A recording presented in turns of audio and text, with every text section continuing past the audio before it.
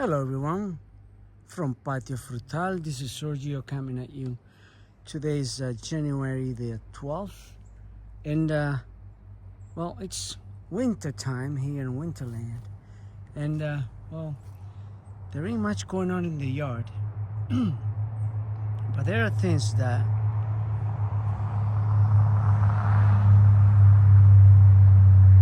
do happen in the winter that we are not aware of. One of those things is these plants here. These are hazelnuts. So I have these hazelnuts and they are 3 years old. And this one here in the corner, this is a Japanese hard nut. They're not hazelnut, but they're hard nuts. They're kind of the same, I guess, but they just look like a heart when you crack them open. So these one haven't produced yet. But last year, 2024, as a surprise, my hazelnut, American hazelnut, did produce its first fruit. And I was not aware that there was any on the plant because in reality, I did not know they are cycles. So I'm going to show you this one so you can see what the cycle is. Now you see these little things here. These are the male flowers of the hazelnut. And they are everywhere here in the branches. And that's the only thing that is remaining through the winter right now. And you can see there's quite a bit of it.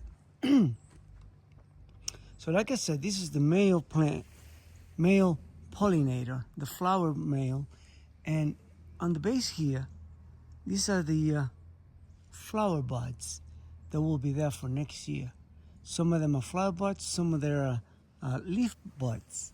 But that's how it goes. So in the springtime, when the female flower, such as this one here, opened up, it will get its pollen from this male and you get the fruit.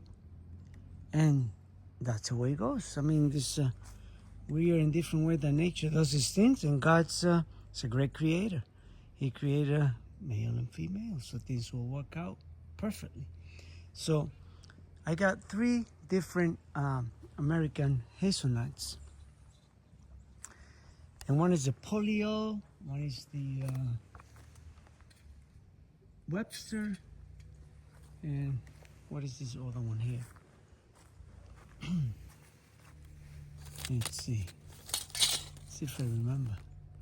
Tita. So these 3 have the male flowers on for 2025 summer, and hopefully they will produce. And that's quite exciting because I never noticed this thing before. They probably were here last year in the winter, but unbeknownst to me, I thought they were just, I don't know, maybe dead leaves or something, because I never pay attention to look at that.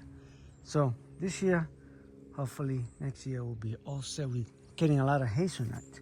So here, I'm going to show you, these are my peaches. And I trimmed these plants quite a bit. Took more than 6 or 8 feet of height on it. Right now they're standing about 7 to 8 feet tall. And you see, they got a nice trim all around it, because if you don't control your plants and you have to climb like crazy, and then if you have to spray any pesticide, depends if they get attacked, then you won't be too successful if they are too big. So this is a backyard, not a farm, so things gotta be proportion. So moving on, here in Winterland, well, we can see, so we had a little bit of snow last night. And temperatures right now are beautiful, a balmy 35 degrees Fahrenheit. So this is awesome. And here we just have our in-ground fig plants all snuggle up here in the Figure Road. And we have our last Arctic kiwi, the Jenny, which were the last one that we harvested in December. And we show you here, as you can see, this wood is exposed because I guess the birds probably were trying to nest in here, so they dug it out. So it really doesn't matter because this plant is already too tall. It's over 6 feet. It's like 7.5 feet tall. So I have to trim it down to keep it as small. I don't need it to be too big. Otherwise, it's harder to put the bags on the plant. So just keep it along. Okay, keep walking the yard. By the way, this is where my fig road used to be. Now they're all in the underground. And well, there's also all the plants that we can tell that they are going to flower next year. So let me walk you to it. You're going to come here to this pawpaw plants. And if you can see here, there's a tiny little bulb. Those are flower buds right here. They round it, and if you see on these branches here, see if I can focus. Yeah, right there. You see that little slit? Those are gonna be leaves. But if they got round the little balls like this, see if I find it here. Yeah, let's see if they can. There you go. So these are little flower buds for for this year, but for the summertime. And these are the pawpaws. This will be the first time this one will produce. I don't know what variety it is really, because this one is a runner. It's a shoot that came out from the roots of the plant. So I got 3 shoots over here, 3 main shoots. And they have also produced more, and also seedlings from seeds that I threw there. They have reproduced, but this bunch is, how big is this? It's like maybe 5 by 5, almost 6 feet by 6. So they're going to be staying there, but if it gets overcrowded, then I have to eliminate quite a bit of them. As it is right now, it is too thick, so I might leave a few dozen. The rest I'll probably pull out and give it away. So anybody near Hope Valley, Rhode Island, that would like a pawpaw, holla, and I'll gift you one. So there you go, guys. Also, we're still in winter mode here. And when you see that cover there, that is a Japanese persimmon, also covering ground. This is its 3rd winter in ground. It's a 2-year-old plant, but this is the 3rd winter that it spent here. So the Japanese persimmon tend to die off in the cold weathers that we get here in New England when they are young. So you have to let the root system get all, grown up and expand all over the place. So they will survive the winter, but they have to harden more than what they usually are.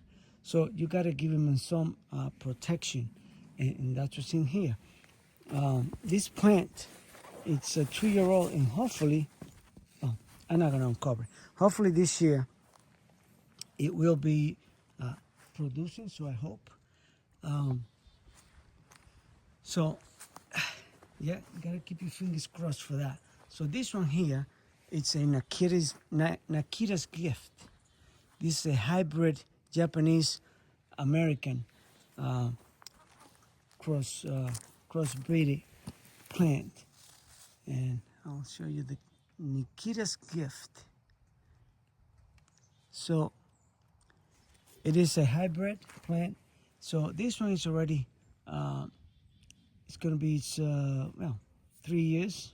3 years is 4th winter, and this one don't need any protection anymore because that's a hybrid American, so it's stronger than the Japanese. And also here is another Japanese persimmon.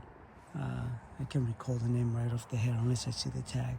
But this one, it's its 1st winter. So this one here is full of leaves.